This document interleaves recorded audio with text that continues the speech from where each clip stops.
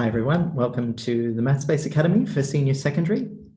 I decided to fold together the Year 11 and Year 12 course, and also to get rid of the focus on the New South Wales curriculum.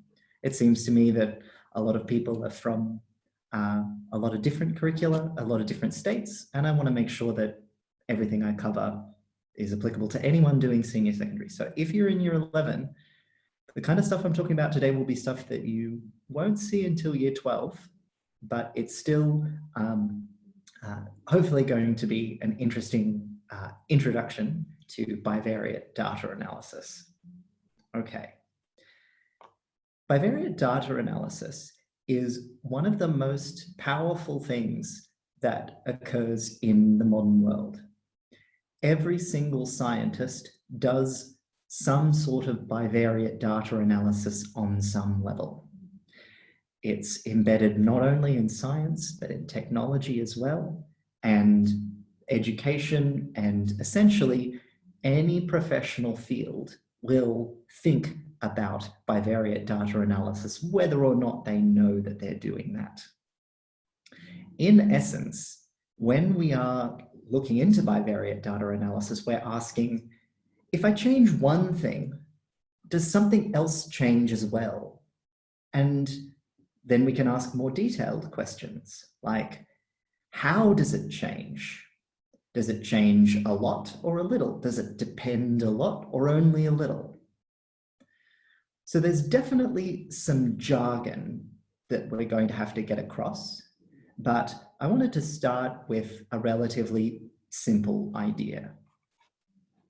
Let's say you have a test and you give it to a random sampling of students. Some of them are in Year 2 and some of them are all the way up to Year 10. And you take a look at the mark that they get on that test. You might want to ask the question, do students in higher year levels get better marks? But it's not going to typically be a clear-cut thing. Some students in Year 6 might do better than some students in Year 10. Some students in Year 9 might do worse than students in Year 5. But that's just one student. What we're looking for is an overall trend.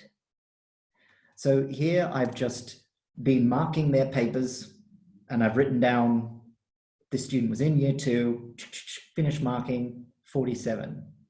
Go to their next paper, Year 3, mark as 51, and so on, and I fill out this table. So it's hard to think about, how do I see trends in data? There's something really interesting about human psychology, which is that we can't really keep more than 7 numbers in our head at once.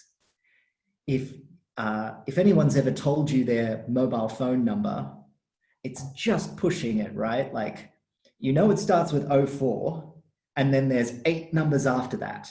And if they were to just say it out loud to you, then maybe you'll be able to get it into your phone in time, but maybe not, because 8 is kind of pushing it. But what we have here is we've got a lot more than 8 numbers. We've got a lot of numbers, and trying to fit all of these numbers into our head at once, it's not going to happen. So instead, what we do is we use maths. Maths, a really good way to think about maths is it's like an expansion pack for your brain. It helps you do stuff that you might be able to do with your brain if you really sat down and think about it for a long time. But with maths, you can just automate a lot of that stuff. So you can think about answering the big questions, and you can let mathematics do a lot of the more routine stuff. So the first thing I'm going to do is I'm going to take these results and I'm going to plot them. I'm going to see what I get. I'm going to treat this first column as my X value and this second column as my Y value. And let's see what we get. GeoGebra says this. So each dot on this plot represents a mark from a student. So I can see here that this is a student who is in year 2 who got a mark of, where is it, 17. This is that student. A student in year 2 got a mark just under 40. A student in year 2 got a mark just under 50. But we can tell here that this student in year 8, there were a whole bunch of students. Every student, every dot that is above this line is a student that did better than this student. So, but overall, you can see that it's kind of trending in this direction.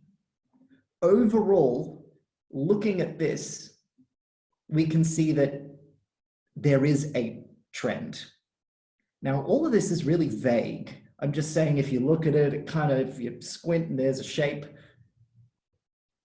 The whole point of this subject is that we need answers and we need numbers, because I'm just talking about marks on a test and what year you're in. But as I said, science, industry, almost every professional field does this kind of thing. And they don't want to hear about it's got a vague shape going this way. They want numbers. They want to know exactly what kind of relationship it is, and they want it described in terms that they can make really big decisions on. Let's take a look at a different data set. So this was one data set. Let's take a look at this one. So again, what's the difference between these two? Well, like, it's all just a sea of numbers. I can't, it's okay, 38, 50 something, I don't know. In order to first see this and what it looks like, we use Cartesian plane once again. So again, this is the X value and this is the Y value, and I'm going to switch to my second data set. This is what my data set looks like on this second test. So the green one was a first test. This next one is another test. And you can see in this data set, the relationship is a lot less clear. Like, this year 2 student gunned it, did really well. But there were some of these year 7 and 8 and 6 students didn't do so well at all. Like, maybe there's a bit, but it doesn't really look anything like that first test where it's going. You can clearly see that as you go up in years, on average, you go up in marks. This second test, not so much. If we put them together, what about then? What about this, if we consider all the points together? What if it was only one test and lots of different students doing it? Does this still have the kind of shape we're looking at? That's the overall theme. We're trying to figure out whether or not the y-axis changes in response to the differences in the x-axis. Okay, so now it's time for us to be a little more precise about what we mean and introduce a little bit of jargon. So first of all, the two variables that I've been talking about, one of them is called the independent variable, and one is called the dependent variable. Depending on where you are, you might also hear explanatory and response variable, but I'm going to be talking about it as independent and dependent. The independent variable you can think of as the variable that changes before we do whatever test we're performing. So in this case, the students, whether or not what year level they're in, kind of exists before we do the test. And then we do the test and we're trying to see, does that test depend on the year level? So the one that exists first is independent. It's around before anything starts. And then we have some other thing that we're measuring. That becomes the dependent variable. This first example here in the Mathspace lesson has we're trying to see how quickly plants grow. So days ticking by, days are going to tick by whether or not we're measuring the height of plants. And what we're trying to answer is, does the height of the plant depend on the day? Now, I'm pretty sure that the answer is going to be yes here, but in order to see this data table, we plot the points on an XY plane. Okay, so we just take the number 1 and we put 1.55, and we do the same for all of them, and we get a plot that looks like this. Now, this is clear. Very, very clearly, the day, which is our independent variable, which we always put on the horizontal axis, as the days increase, the height also increases, and we can see a very nice, clean relationship between these two variables. So there are different relationships that we might uncover. Maybe it looks kind of like this. It kind of trends in this direction. We say here that as the independent variable increases, the dependent variable also increases. So this might be your age and your mark on the test, the day after you started measuring, and the height of the plant. We say then that one increases as the other increases.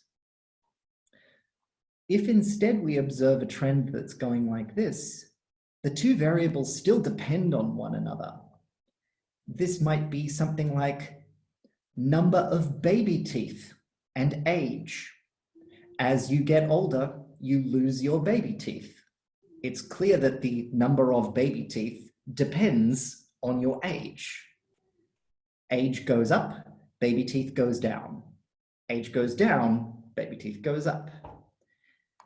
So both of these are important relationships that we might observe. There might be other ones that we investigate, like age of driver and number of car accidents they have been in. So or likelihood of getting into a car accident.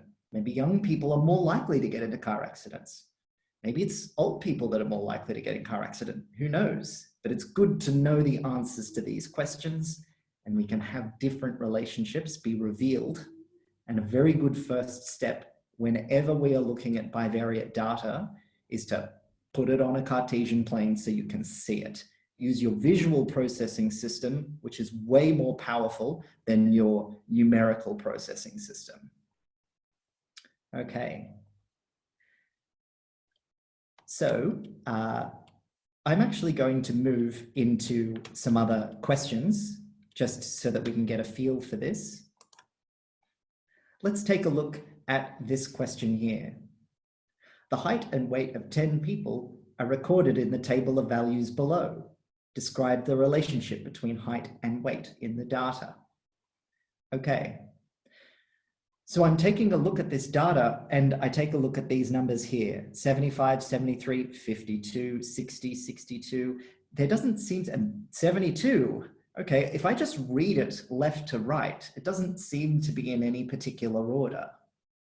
But remember that we need, one of our items is going to be our independent variable, in this case height, because that's like the X value. And these values are not in order. So let's take a look at the small values of X. The small values of X look like the 160s. So I've got 162, 163, and 165. They're the small ones. So these small ones all have values that are 62, 52, 53, 61. So between 50 and 65. Now let's look at the top end. 194, 190, 187, and they all have high values, 75, 73, 72. So the low values of height correspond to low values of weight, and the high values of height correspond to high values of weight. That means that, in general, as your height increases, your weight increases, and that makes sense. The taller you are, the more you're going to weigh. You've got bigger bones and stuff. Now, an example of the opposite trend is something like this question. The GDP per capita, generally speaking, an idea of how much money does your average person have access to and generate in the economy, and what is the infant mortality rate? We would expect that countries that are richer and more developed will have a lower infant mortality. And that's what we see in the data here. It is a serious topic, but now we can really see, if you've ever thought, when am I ever going to use this using your mathematics? Bivariate data analysis is in a lot of very serious subjects. And you can imagine that there are a lot of very serious people who care a lot about this kind of data and this kind of analysis. So let's take a look at the data. What are the lowest values? 2100 is low, 3300 is low, and these values, the corresponding values of the dependent variable, the one that comes second, are very high. But on the flip side, where the numbers are very high, the infant mortality is low. So this case is more like the sloping down version that we saw. As the independent variable increases, the dependent variable decreases. So we can tell from here that this has a big bearing. The two variables are related. And whether or not they're causative is something I'll get to in just a second. But there might be times when the two variables aren't related at all. So in this case here, I've got marks in English and marks in history. So this student did well in English, not so good in history. Again, good in English, not so good in history, about the same. Good in history, not so good in English, great in English, okay in history, kind of about the same, great in history, not so good in English. It's kind of all over the place. And if it's all over the place, we say that a student's mark in English has no effect on their mark in history. So that's the very basics. We have some data set, and we want to see whether the two things are related to each other. Some important skills are, as I've mentioned, creating scatter plots. If you can create a scatter plot, you don't have to do the kinds of, oh, I'm looking for the lowest number and I'm going to see what the highest number is. If you have a scatter plot for the data, you can see these kinds of trends straight away. I'll just see here if there's any more to look at. So here's another good example. What's the temperature of the air and what's the temperature of the sea? Just take that every day. Some days the temperature is, it's not like all of this lies on a straight line because reality is often messy, but we can tell that generally speaking, as air temperature increases, sea temperature increases as well. It'd be surprising if it went the other way, but it turns out it goes this way. A lot of scientific studies, they'll obviously do something more interesting than comparing sea and air temperature, but these kinds of scatter plots appear in published scientific journals because this is the kind of stuff that they care about. This one, on the other hand, perhaps slightly topical, amount of coral and what the sea temperature is. As it gets hotter, the amount of coral goes down. Inverse, the two are related in a kind of an opposite way. Okay. The next thing we should discuss is that not all relationships form straight lines. Sometimes we have linear relationships, which look like this, but sometimes they look more like quadratics, or they might look like an exponential curve, or they might look like a hyperbolic curve. So for our analysis, for our purposes, we are just going to be sticking with lines, but it's important to know that sometimes things don't necessarily fit into a nice, neat category. Like I said, I'm pretty sure that the relationship between age and car accidents actually looks like a parabola, but it's upside down. It's young people and old people, young people learning to drive and old people who, you know, their reflexes are going out on them. They're the ones who are more likely to have car accidents than the people in the middle who have this sort of nice valley down the bottom because they know how to drive and they're, you know, competent adults in full possession of their faculties. So we're not always going to be able to see a line and just match the two together, but sometimes it'll be other shapes. If it goes like this, we're going to call it positive. And if it goes like that, we're going to call it negative. Pretty simple. But the other variable that we're going to be thinking about is how strong the relationship is. So I can see here that this is a very strong relationship because everything is very close to being a line. Here, there's a moderate relationship. I can kind of see a line going through them, but it's not the greatest. Weak relationship, that's like if you really have to pull far out and sort of squint. I can see that they're weakly related together. And here, this is just a mess, just dots everywhere. That's no relationship. So when we look at a scatter plot, we could have a combination of these two types.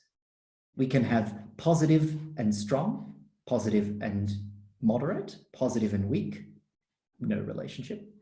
But we can also have negative and strong, negative and moderate, negative and weak, depending on the shape that we get out of it.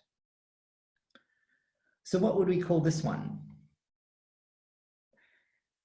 It seems like it is like, would the line be going from bottom left to top right or top right to bottom left? It seems to me like it'd be going from bottom left to top right, but I don't think it, like any line that I'd try and draw, like it seems weak. And so that's why this particular relationship is a weak, positive linear relationship. The gradient of the line that we would draw through these points is positive, it's going up, but the points would be far away from any line that we try and draw through them. This one here looks like it's very close to a parabola. So we would call this a strong parabolic relationship. Okay.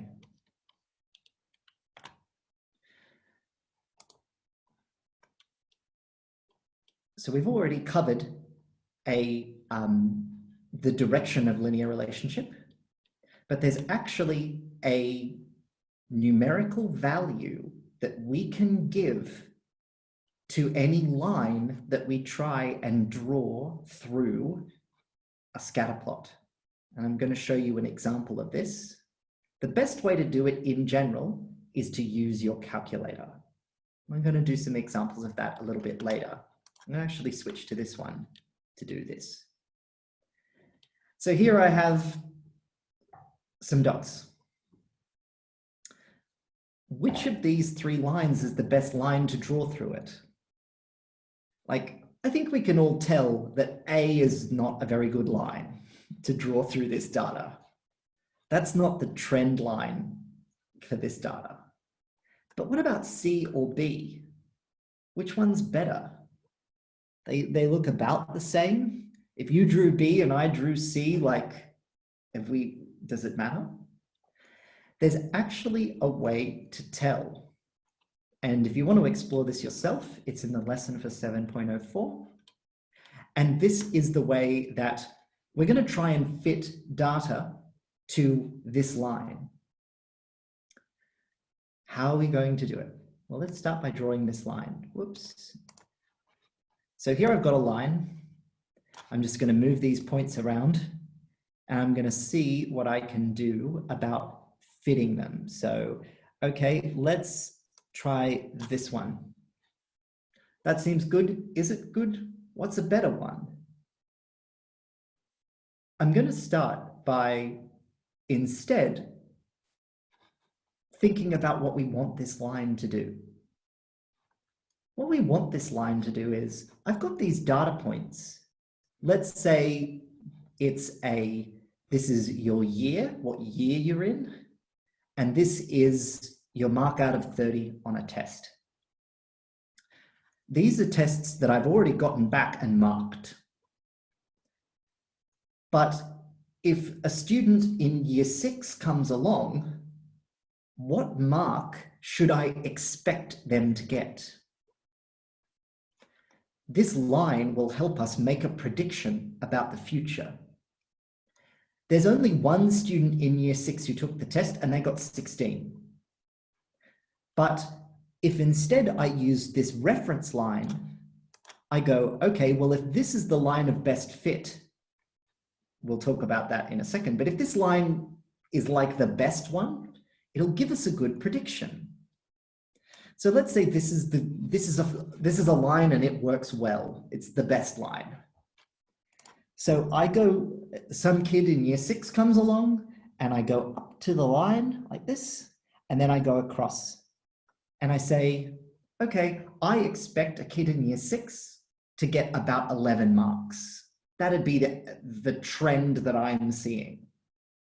If instead the line was more like this, now of course this isn't a very good line, all the dots are below it, it's not going through the dots at all. But if this was the line, what should I expect from a year 6 student if this is the line? I go from 6 and I go up and then I go across. Now I'm expecting a year 6 student to get 18 marks out of 30 instead of 11.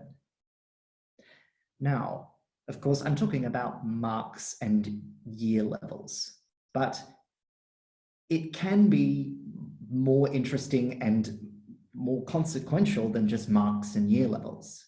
It could be something like how rich the country is and their infant mortality.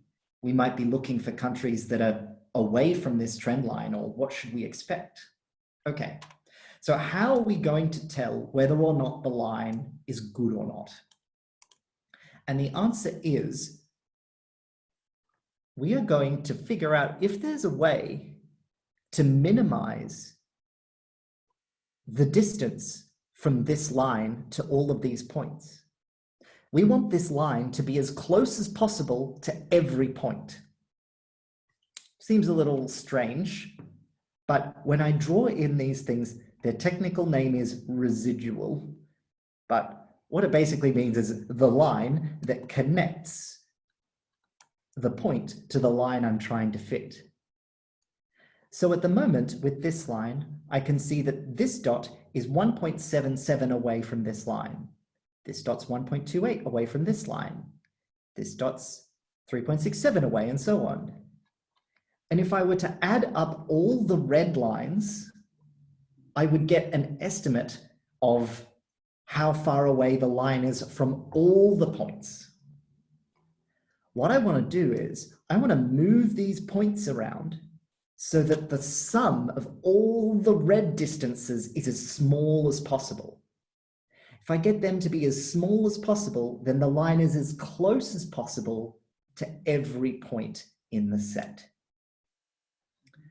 So I'm going to, because technically these are negative numbers, I don't want to add up negative numbers. That'd give me misleading results. So I'm going to square these numbers and add them up.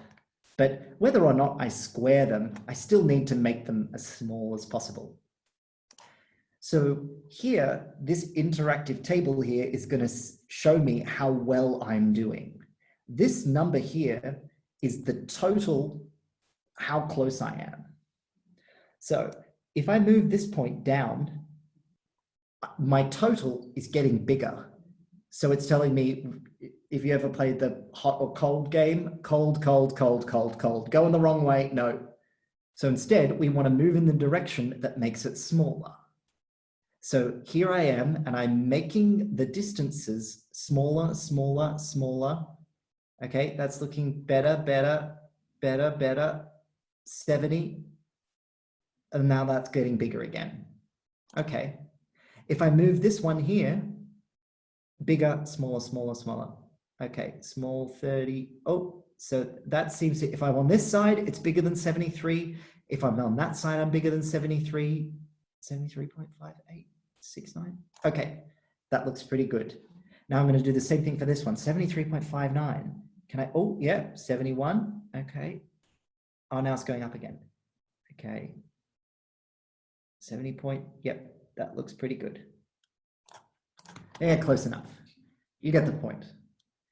Now, look here. Some of these dots are really close. Some of them are still far away. It's not a very good fit for this point. But because I've squared and added up all of these numbers, I get something that is pretty close. If I show the line of best fit, how did I do? Oh, I was pretty close. Okay. So this is a way for us to determine mathematically how good our line of best fit is and where the line of best fit should go. Whoop. Whenever we do the line, we want to make sure that this number is as small as possible. And the great thing is that your graphics calculator is, or your regular calculator will probably have a statistics mode in it. Or if you're missing those, there are other ways to do it. I'm going to do it in GeoGebra just a second, which is a free tool that you can just download. And this value is, this line is going to be computed for us.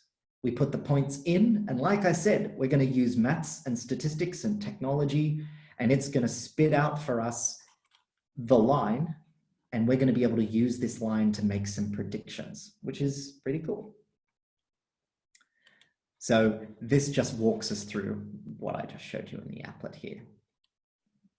So I'm going to step back for a second. Yeah, okay. So if I go into GeoGebra, I'll see if this one works. Fit line. Oh, no, that was wrong. I'll turn these ones off. Fit line 1. Okay, so this is GeoGebra, and it's just spat out the answer for me. And everybody has a different model of calculator, and it's best to ask your teacher how to use your calculator to do this kind of thing. But it's fitted a line, and it says, this one's the best one. So you don't have to worry about moving points around. But I could use this, if I were to make a prediction, what should a year 6 kid be getting on this test? I reckon they should be getting, yeah, somewhere between 50 and 60. What about a kid in year 10? Okay, I reckon that's, you know, somewhere between 70 and 80. There's also a number that is spat out of your calculator, and it's called the correlation coefficient. And it is going to tell you how good the fit is. And generally speaking, the correlation coefficient is something that you will get out of your calculator. And the one thing to know about the correlation coefficient is the closer the number is to 1, the better the fit is. So in this universe, I go correlation coefficient up. GeoGebra failed. Correlation coefficient, and then L1. And it tells me the answer is 0.7. What does that mean? If the number was 1, it would mean that all the points lie on the line. If the number was 0, it's telling me all the numbers are super scattered around. It's telling me 0.7, which means that it's somewhere in between, but closer to 1 than it is to 0. So that's why for this set, it can be best described as a moderate positive relationship. It's moderate because this number is, it's less than 1, but it's not like close to 1. It's not like a 0.9. It's 0.7, and we can see that just by looking at the graph. They kind of cluster around the line, but they're not on the line. Let's try to fit the line to L2. And I'll turn off these. Oh, and turn on L2. So this is the fit line for the other data set that I was talking about before. I put the points into my graphics calculator or my regular calculator, whatever it is, and it's going to tell me this line is the best line. It's the one that minimizes those distances the best. It's not a very good line. You can see how far away all those points are. And let's see what happens when we do a correlation coefficient of L2. This is 0.3, weak source. No good. Like, it's there, but certainly kind of. So the closer that number is to 0, the weaker the relationship is. The closer it is to 1, the stronger the relationship is. So for this particular test, I would say there's not a lot of correlation between a student's year level and their mark. Okay. I've got one more thing to say before I do a question or two, and that is, it's very important in this subject to know the difference between correlation, which is what this is, and something called causation. So what do I mean by this? Going back to, let's go back to L1, sorry. Turn this line off. I look at this, and what is my conclusion? My conclusion is, from the data set, it seems like the higher your year level, the higher mark you're going to get. Now, that is different from the conclusion that growing older means you get higher marks. In that second formulation, I'm saying that growing older causes you to get bigger marks. It's probably not your age or your year level, it's how much school you've had. The more school, the better the marks. So just because you can draw something on a scatter plot and draw a line through it doesn't mean that one causes the other. So let me go back to some of the examples in this, is it this one? Which one was I looking at? Ah, yeah, it was in these ones, yeah. So let's think about this. Height and weight are related, but could we say that growing taller causes you to gain weight? I think there's other things that might explain you gaining weight. If you stand on the scales and you've lost some weight, then you probably haven't gotten shorter. When it comes to something like your GDP and your infant mortality, if we went in there and we gave people lots of money, would their infant mortality rate go down? Probably not. These two things are related, but they're not necessarily, one doesn't necessarily cause the other thing. When it comes to something like this one, it's clear from looking at this chart that as sea temperature goes up, coral goes down. Does that mean that increase in sea temperature causes coral to die? That is not what this chart shows. More studies and more science needs to be done in order to determine whether or not that's the case. I will state that my personal belief from what I've managed, I'm a mathematician. I don't know much about marine biology, but as far as I can tell, I don't think it's good for it that we're cooking them. But like, maybe there are other things going on. Maybe because the sea temperature goes up, maybe some form of bacteria really likes hot water, and it also really likes to eat coral. So, you know, it's really the bacteria that are eating the coral. I don't know, I'm just making things up, but that's the point. It's easy for people to make things up when they're looking at charts like this. And the best website to investigate this phenomenon is a website called Spurious Correlations. So here, up here, I've got two things plotted. So don't read the titles for a second. You probably have, but these two lines, they go together really well. Okay, now let's look at what they are.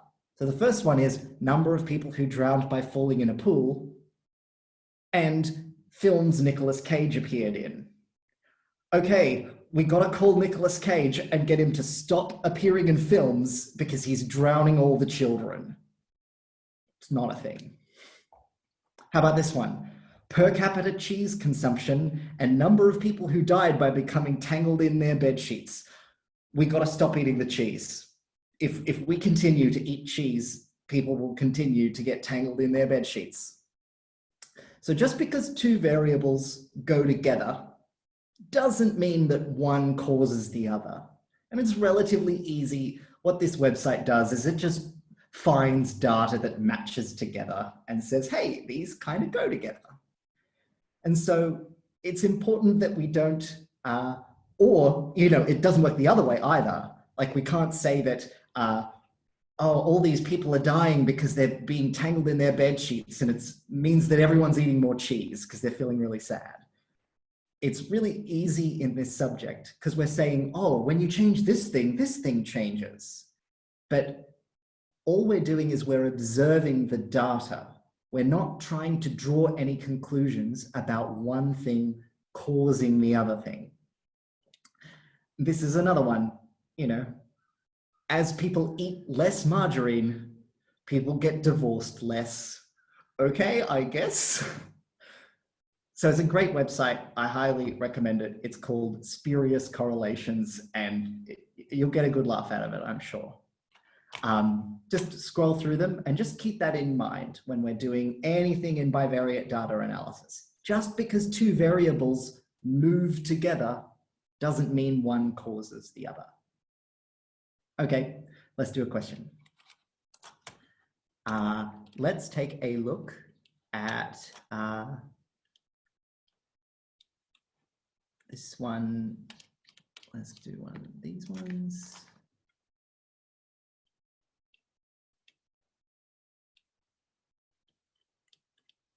Let's find one where we actually have to do one. Oh, it must be in this set. Sorry.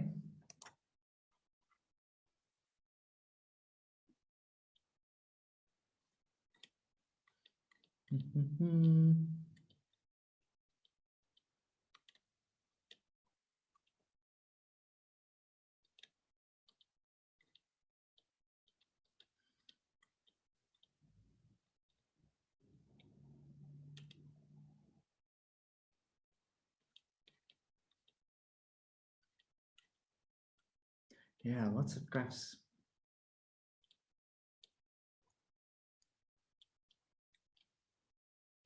Okay, yeah, let's do this one.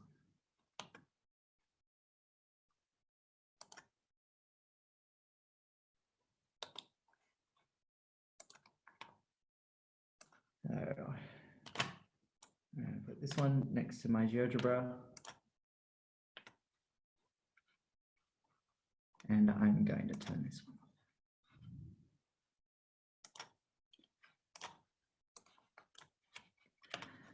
So you will enter your points into your calculator in different ways. And of course, for this one, it's no longer marked in year, but it's just X and Y. So what I'm going to do for this one is I'm just going to draw. For GeoGebra, you put them in as points with curly brackets, but your calculator might have, if it's a graphics calculator, might have a little table, might have a stats mode. As I said, ask your teacher how to do this one. So I'm just going to do 40, -8. So that's the first point. And then I'll put the other ones in, 21, -5, 17, -3, 29, -8, 12 -3,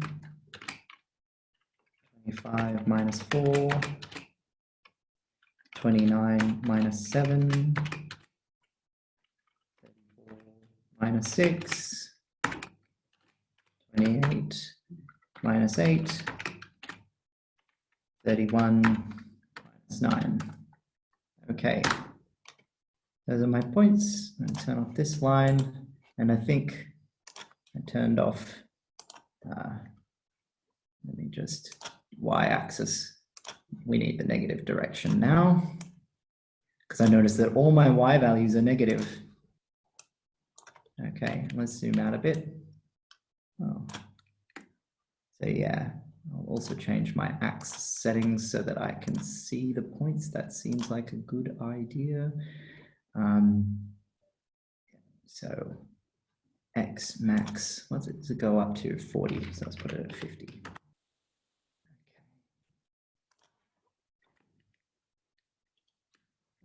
And those are a little bit too flat. They all seem to be pretty close together.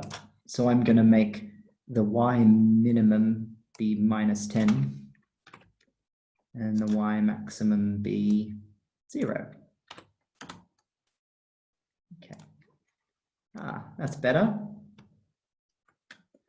So this is my scatter plot.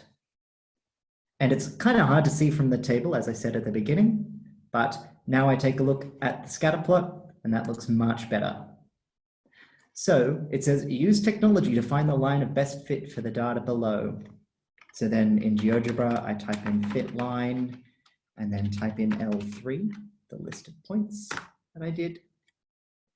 And this line here, what I need to know is its formula. Does it tell me this?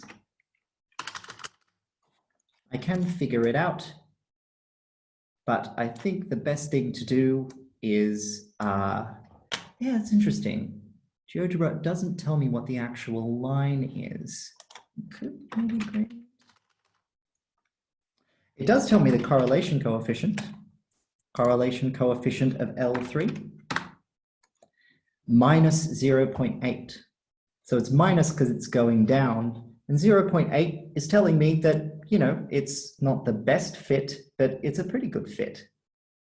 I'm just going to quickly see this one here, if I can output the actual equation, or I'm just going to have to get Mathspace to tell me what it is. I'll see. Statistics.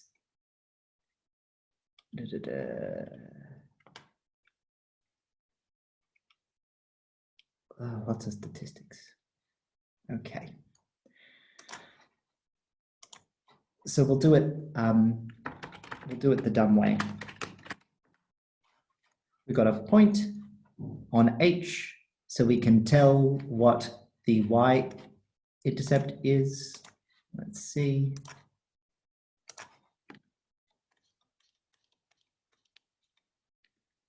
Write the equation with the coefficient and the constant term to the nearest 2 decimal places. So let's zoom in on this here. In order to do a line of best fit, we're going to have to get the y-intercept. Okay, so zooming all the way in. All right. So it looks like the y-intercept is closest to minus 0.34. Okay. And then if I go up by a value of 0.1, which is this one. Yeah, I think I'm using the wrong mode for GeoGebra, so apologies about that. I thought that this would just output the equation for me. Your calculator will certainly output your equation for you. So I know what the y-intercept is, but Mathspace will have to tell me what the, okay, I got the y-intercept right at least. But yeah, your technology will be better. And hopefully next week, I'll figure out how to make GeoGebra work for this one. But importantly, what I now have is a way of making predictions. These were my x values. These were the resulting y values.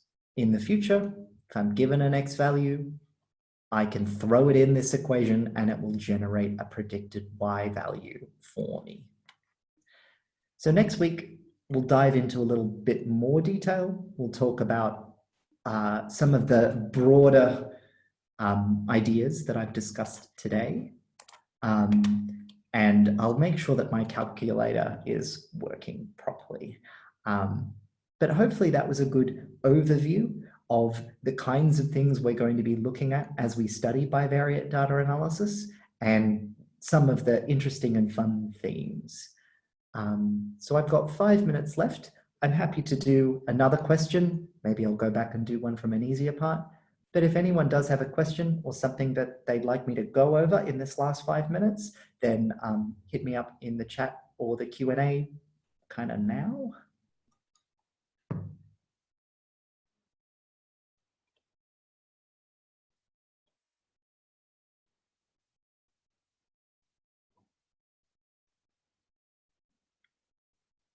And 5, 4, 3, 2, 1, I'll do another one.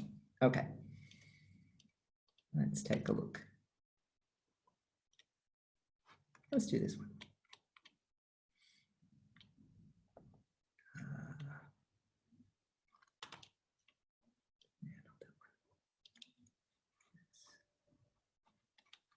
Yeah, let's do this one.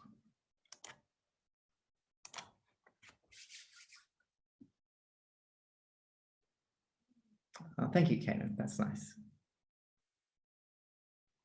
I'll make sure that it's a lot more technical next week so we can actually, like, you're sitting in the exam and the bivariate data analysis question is in front of you. Like, what do you do? Okay. So let's start with this one. So we've got a scatter plot. How many balls did you face and how many runs did you score? Just in case there's someone who's not Australian, this is cricket. You know, you face balls and you get runs, just putting it out there. So obviously, the more balls you face, the more runs you get. It's not always true, but runs don't go down. That's not how cricket works. So first of all, we've got to decide, we're just eyeballing it, which of these is going to be our line of best fit. A good rule of thumb, if you've ever faced a multiple choice question like this one in a test or something, you're not going to get your ruler out and try and measure these distances like I did on that applet. Instead, what you're going to want to do is count how many points are above the line and how many points are below the line. So for this one, I've got 1, 2, 3, 4 points above the line, 1, 2, 3, 4, 5, 6 below the line. But some of the 3 of them are basically on the line. So this one's looking pretty good. This one, there's 3 below the line and a whole bunch above the line, and it's all asymmetrical. This one's no good. This one, all the points are below the line. Come on. This one, no, it's definitely this one. It's got a nice spread of points above and below the line. It's not exactly the right way to do it, but it's a good rule of thumb.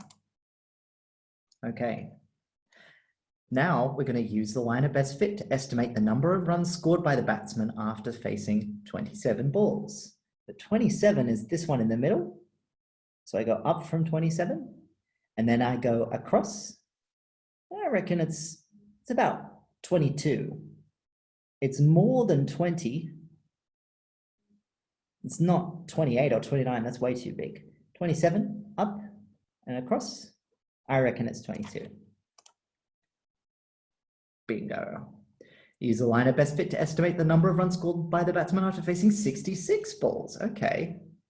66 up and across. I reckon it's low 60s. Let's try that again. Maybe a ruler would be good, but I reckon it's 63. That's my estimate. And so now we've got to figure out whether or not the relationship is positive or negative. So let's read them. Because the number of runs scored by a batsman generally increases the more balls the batsman faces, the relationship between the 2 variables is positive. That seems pretty reasonable. Because the number of runs scored by a batsman generally increases the more balls the batsman's face, the reasonable between the 2 variables is negative. No, it's positive. A good way, again, positive relationship, it means that the gradient of the line going through the points is positive. Okay. So that was this question. As I said, next week, we'll take a bit more of a look into the nuts and bolts of how to do this. And we'll talk about statistical inquiry and drill into some of those questions about what makes a good statistics question and how it relates to science more generally. And then after that, I hope to each week pick a topic. There is a feedback survey that goes around. If you have anything in particular that you'd like me to cover, I am going to be basically taking suggestions from the crowd. Send me a suggestion of something that you'd like me to cover, something in year 11 and 12, and I'll do my best to put something together that'll take a session or two. So next week we'll wrap up bivariate data analysis, and then I'll move on to one of your suggestions. So make sure you fill in that feedback survey so I can get those suggestions and I can get ready for whatever you want to throw at me. Okay. So thanks very much for coming along, everyone, and I'll see you all next week.